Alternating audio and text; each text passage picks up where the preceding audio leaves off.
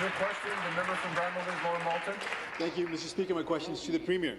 Today we learned that the Premier, during her first 2 years in office, her party held nearly 100 big-ticket fundraisers, and they promised face time with cabinet ministers, raising over $12 million. A fundraiser last year was hosted by the very same Bay Street insiders who will benefit from the sale of Hydro One. Also remarkable were that those donors were promised access to the ministers of both finance and energy, ministers who made the Hydro One sell-off possible.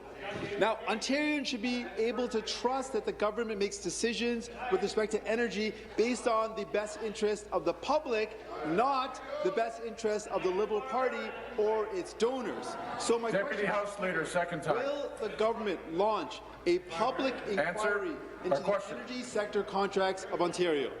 Thank you. Thanks very much, Mr. Speaker. Well,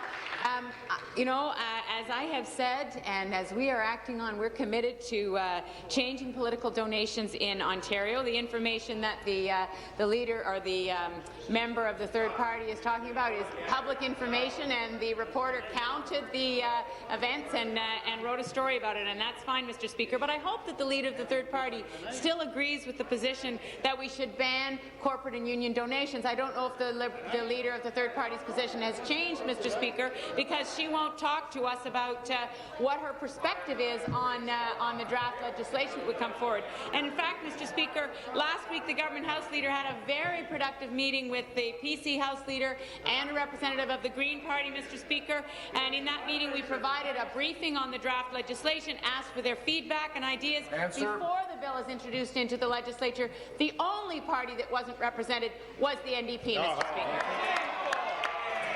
Supplementary.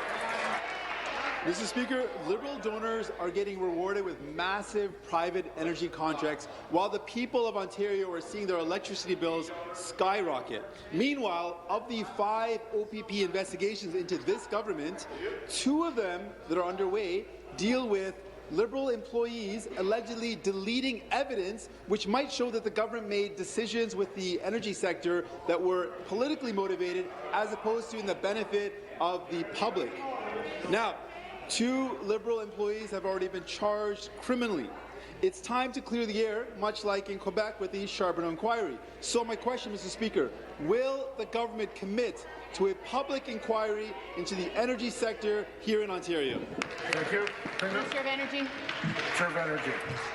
Mr. Speaker, with respect to the procurement surrounding the IPO, as the members know, Mr. Speaker, we had the Auditor General of Canada, Denis Deshotel, establish the process for procurement and assess the procurement as we went through it, Mr. Speaker.